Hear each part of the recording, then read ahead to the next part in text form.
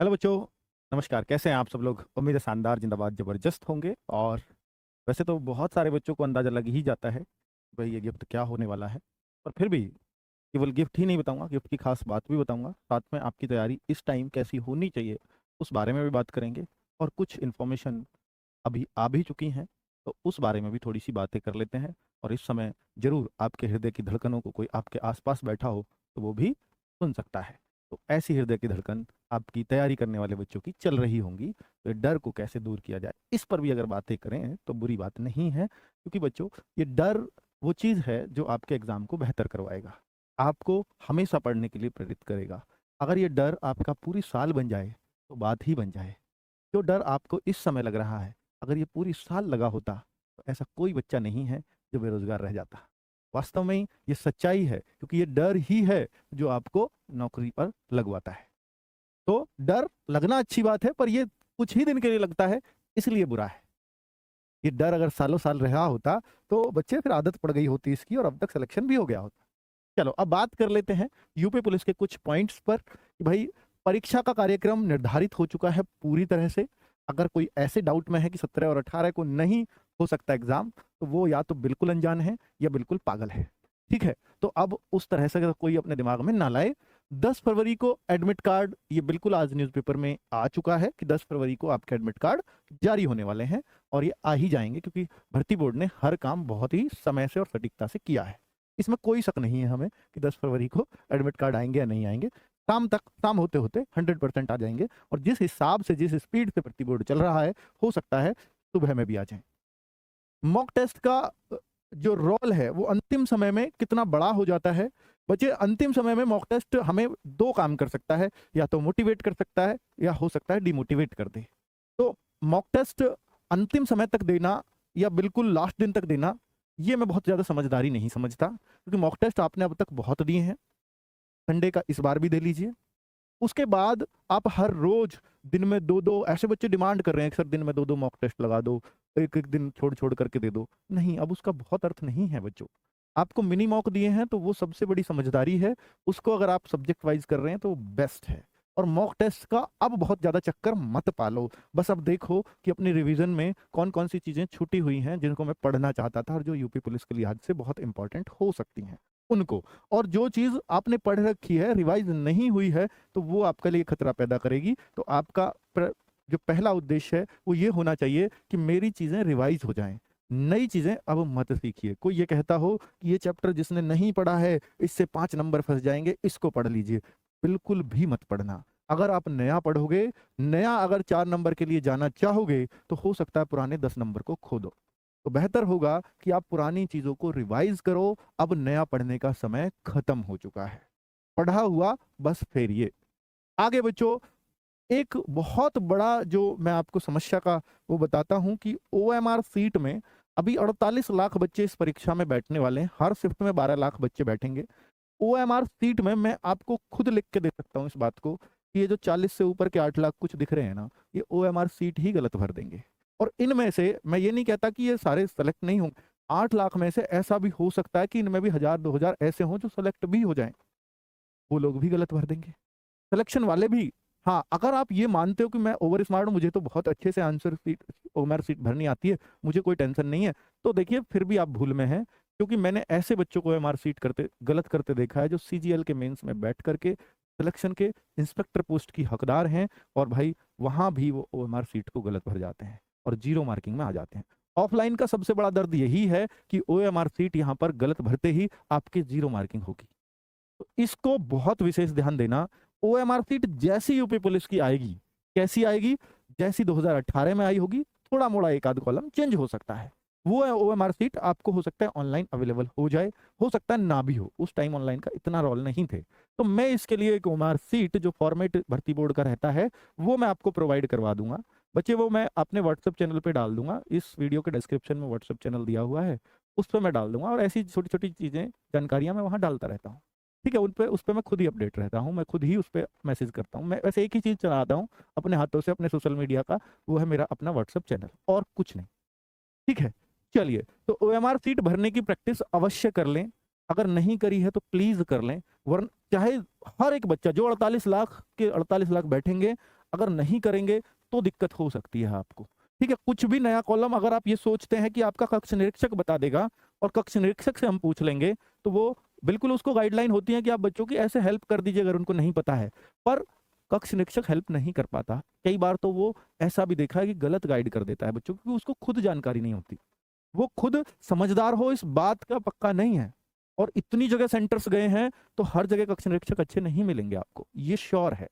तो बच्चे, आपको मैं ये सलाह देता हूं, ओएमआर सीट को बिल्कुल सावधानी पूर्वक 2 मॉक टेस्ट, कम से कम 2 मॉक टेस्ट उस ओएमआर सीट पर जब आपका एडमिट कार्ड आ जाए, उस एडमिट कार्ड से पूरी एंट्री भर करके चेक कर लीजिएगा। एंट्री भरने के लिए 5 मिनट आपको अलग से दिए जा रहे हैं पेपर में, इस बार प्लीज सही से भरिएगा। ठीक है, आपके चाहे पेपर के भी, अगर आपके पेपर के भी 2 मिनट उसमें एक्स्ट्रा खर्च हो जाते हैं ओएमआर सीट भरने में, कर दीजिए। क्योंकि बच्चों, वो ओएमआर सीट ही है आपकी यूपी पुलिस के लिए की गई मेहनत, वरना सब बेकार है। कम से कम 2 से 3 मॉक टेस्ट। देखिए, मैं ऑनलाइन वाला टीचर हूं, लेकिन मैं आपको एक सलाह दूंगा कि आप ऑफलाइन मॉक अवश्य देकर जाएं, कम से कम 2 या 3। जो बच्चे ऑफलाइन मॉक नहीं दे रहे हैं उनको बहुत दर्द होने वाला है वहां पर। क्यों? ऑनलाइन की जिसको आदत हो गई मोबाइल में देने की, जिसको सिस्टम पे देने की, वो एक दर्द वहां फील करोगे कि मेरा टाइम कैसे कम रह गया, कभी मेरे को ऑनलाइन टेस्ट में कभी टाइम कम नहीं पड़ा। क्योंकि ओएमआर सीट भी कुछ समय मांगती है आपसे गोले भरने के लिए, और गोले अगर नहीं भरे हैं ना यहाँ, तो फिर दिक्कत वहां आनी तय है। और कई बार तो बच्चों ऐसा हो जाता है, बच्चे ऐसी ऐसी टेक्निक आजमाते हैं कि 1 से लेकर के 10 तक ऐसे नंबरिंग डली हुई है, और वो पता है क्या करते हैं कि पेपर में पहले निशान लगा लो, कोई दिक्कत नहीं, आपका ही पेपर है। लेकिन आप क्या भरते हो, अच्छा पहले से शुरू कर दिया, ए बी सी डी, पता लगा तीसरा छूट गया, बी सी डी ऐसा क्रम चल रहा है, पूरी ओएमआर सीट गलत है। एक बार गलत भरने के बाद ओएमआर में सब, दूसरा नुकसान सुन लो, एक तो आपकी जीरो मार्किंग में चली जाएगी, एक एंट्री गलत होती है। ऑफलाइन का दूसरा नुकसान, एक पहला नुकसान हो गया कि जीरो मार्किंग, बहुत सारे बच्चे 8 लाख, मैं इतना कह रहा हूं तब भी 8 लाख कॉपियां गलत, आपको मैं दिखवाऊंगा न्यूज़पेपर में आई हुई ये बात। ठीक है, इतना समझाने के बाद भी दूसरी सबसे बड़ी गलती ये होगी कि अगर आपने एक बार कोई उत्तर भर दिया, आप उसको चेंज नहीं कर सकते। यहां गलत है तो गलत है, क्योंकि पेन से आपको भरना है, कच्ची पेंसिल से तो नहीं भर सकते। तो जब आप पेन से भरेंगे और अगर कोई भी सीरीज आपकी गलत हो गई, तो प्लीज इसको ऐसे भरिएगा देख करके। मैं तरीका बताता हूं कि पहले का पहला भर दीजिए, दूसरे का बी, तीसरे का सी, हर बार पेपर की तरफ झांकिए और पेपर की तरफ भरते रहिए। बेस्ट तरीका ये होता है, कई सारे बच्चे होते हैं पहले पूरा पेपर सॉल्व कर लेंगे और फिर बाद में आंसर शीट भरेंगे लास्ट के 10-15 मिनट में। ऐसा मत करिए, अच्छी प्रैक्टिस नहीं है। बच्चों का अपना अपना तरीका है। हालांकि पहले जीएस कर ली तो जीएस के भर दीजिए, हिंदी का कर ली फिर हिंदी के भर दीजिए, तो ये एक अच्छा तरीका ये माना जाता है। दूसरा अच्छा तरीका होता है कि आप जो पहला पेज आपने पूरा सॉल्व कर लिया पेपर का, उसमें अगर आपके 4-5 क्वेश्चंस हैं तो उन 5 क्वेश्चंस को साथ के साथ भर दीजिए। तो बेस्ट तरीका तो ये है, जिसको मैं भी, क्योंकि जब हम भी टेस्ट देते थे तो हम ऑफलाइन ही टेस्ट देते थे, सीधी सी बात है, उस टाइम ऑनलाइन नहीं होते थे, तो ओएमआर बेस्ड ही है, जैसे ही आपका पेपर है, तो वहां हम लोग भी इसी टेक्निक को आजमाते थे। मैं जो अपना करता था, भाई पहला जो पेपर पे जितने प्रश्न हैं उतने ही मैं भरूंगा, फिर दूसरे पेज को पलटूंगा ताकि मुझे बाद में पेज ना पलटना पड़े। दूसरा जो पेज है फिर मैं उस पे जितने प्रश्न हैं उनको भर दूंगा। पहले पूरा पेज हल कर लो, फिर उसके बाद 5 प्रश्न भर दो। ठीक है, कई सारे बच्चे साथ के साथ लगाते रहते हैं, वो अच्छी प्रैक्टिस नहीं, उसमें आपके कुछ टाइम ज्यादा जाएगा। अगर आप एक पहले का उत्तर मिल गया, साथ के साथ आंसर शीट में भर रहे हैं ओएमआर शीट में, तो वो भी अच्छी प्रैक्टिस नहीं है। ठीक है, तो 2 से 3 ऑफलाइन मॉक टेस्ट। ये कैसे देने होते हैं ऑफलाइन मॉक टेस्ट? आपके पास प्रैक्टिस सेट हो, कोई हमारा वाला भी है ऑलरेडी, तो उस वाले को, या आपको कहीं भी ऑफलाइन कोई प्रैक्टिस सेट मिल रहा है, या हम लोग भी पीडीएफ देते हैं अपने मॉक टेस्ट की, उसको निकलवा लीजिए। तो ऐसे मॉक टेस्ट निकलवा कर और अपनी ओएमआर सीट लेकर के उसको करना शुरू कर दीजिए और उसको भर करके टाइम चेक करिए पूरा प्रॉपर। तो अगर ऐसा करते हैं, आगे बात कर लेते हैं कि आरडब्ल्यूए के गिफ्ट के बारे में। आरडब्ल्यूए का जो गिफ्ट है, सबसे शानदार, सबसे जानदार एक ही चीज होती है, परीक्षा के अंतिम समय में जो विद्यार्थियों को, बच्चों को बहुत शानदार एक कॉन्फिडेंस देती है एग्जाम के समय में। और वो सब लोग जानते हैं कि वो क्या है, वो गागर में सागर है। बिल्कुल, इसका मतलब ही ये होता है, गागर में सागर मुहावरा भी आया था, मैं आपको बता दूं, गागर में सागर। आप समझ लीजिए, ये जो बना लिया आपने, ये गागर है और इसमें आप सागर भर दे रहे हो। बहुत छोटी चीज में आप पूरे सब्जेक्ट को समाहित कर दें, यही हमारी कोशिश है।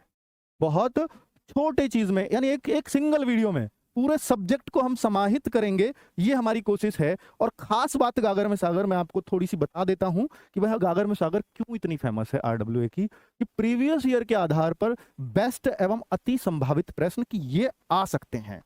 ठीक है, अब तक भर्ती बोर्ड के टेस्ट को देखते हुए ऐसा लगता है कि भैया ये प्रश्न आ सकते हैं, तो उनको हमारे टीचर्स प्रॉपरली उसमें डालने का प्रयास करते हैं। 250 प्रश्न हम उसमें देते हैं, लेकिन उसमें समाहित होंगे हजारों प्रश्न। 250 प्रश्न होंगे, मान लीजिएगा अगर मैं सागर में ऑब्जेक्टिव टाइप, लेकिन 250 प्रश्न पर टिक लगाने में तो 2 घंटे 1.5 घंटे लगते हैं, लेकिन क्लास जाएगी 6-7 घंटे की।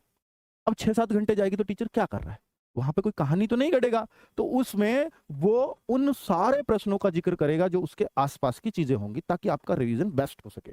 तो तैयारी को ये परखता है। आप उन 250 प्रश्न में देख पाएंगे कि भाई एक तो वो पूरे सब्जेक्ट को कवर कर रहे हैं, और जो बाकी बच रही हैं साइड बाई साइड चीजें, तो बाकी टीचर्स कवर कर रहा है, क्योंकि हजारों प्रश्न तभी बनते हैं। तो तैयारी, कई सारे बच्चे कहते हैं कि सिर्फ गागर में सागर की पीडीएफ दिलवा दो, पीडीएफ पढ़ लेंगे। पीडीएफ से सिर्फ आपको 250 प्रश्न मिलेंगे, लेकिन टीचर आपको क्या कर रहा है, हजारों प्रश्न दे रहा है उस गागर में सागर के माध्यम से। तो साइड बाई साइड चीजें, जरूरी नहीं है कि जो बोर्ड पे लिखा है 250 प्रश्न उनमें से प्रश्न आएंगे, भाई ये तो पता ही नहीं है ना किसी को, तो टीचर हर संभावित बात का जिक्र वहां करेगा। तो कई बार साइड बाई साइड की चीजों से प्रश्न बनते हैं, जिनको हम बोलते हैं बाद में। ठीक है, तैयारी को परखता है, तो ये आपकी तैयारी को परखेगा, क्योंकि 250 में से आप कितने प्रश्न बना रहे हो ये आपको परखने के लिए दिया जाता है। और बच्चे, रिवीजन का बेस्ट माध्यम है, क्योंकि आप भी लास्ट टाइम पे क्या चाहते हो कि मेरा पूरे सब्जेक्ट का रिवीजन हो जाए, कैसे करके, कैसे भी करके। तो 6 घंटे में आपको पूरे सब्जेक्ट में टीचर के साथ घूमना होता है। ठीक है, तो ये बेस्ट तरीका है रिवीजन का। जिसने कुछ ना पढ़ा हो, देखिए वैसे जिसने कुछ नहीं पढ़ा है उसका सिलेक्शन तो वैसे भी नहीं है, पर अगर कुछ भी नहीं पढ़ा है तो इससे बेस्ट कुछ नहीं हो सकता लास्ट टाइम में। ठीक है, क्योंकि वो टीचर अपना निष्कर्ष निकाल के दे रहा है हर सब्जेक्ट में। ये आपको उसका टाइम टेबल दे रहा हूं, गागर में सागर की हर क्लास का कौन किस क्लास को कराएगा, प्लीज एक बार देख लीजिएगा। हिंदी को 10 तारीख को नवीन सर इस प्रैक्टिस सेट की, यानी गागर में सागर की शुरुआत 10 तारीख को हो रही है।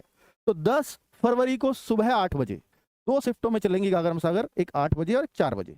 जिस दिन मैथ और रीजनिंग की होंगी उस दिन चूंकि बड़ी क्लास होंगी, मैथ्स रीजनिंग को समाहित करना एक क्लास में पॉसिबल नहीं है, इसलिए उस दिन कोई इवनिंग की शिफ्ट नहीं होगी।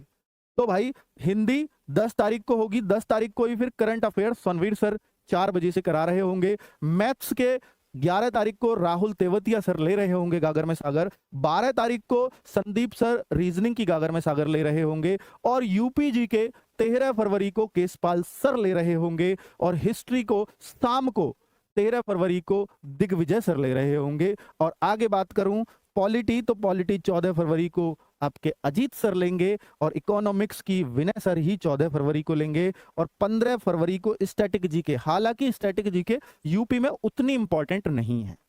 क्यों नहीं है? स्टैटिक का वही पार्ट आता है जो सब्जेक्ट में टीचर कवर कर देता है, इसलिए हमने सब्जेक्ट में इसको पढ़ाया भी नहीं है। पर फिर भी मैं मतलब सर, नवीन सर का ये कहना है कि ठीक है, लास्ट टाइम पे स्टैटिक जीके यूपी पुलिस वाले बच्चों को भी दे देते हैं, कभी प्रश्न बने तो बाहर ना जाए।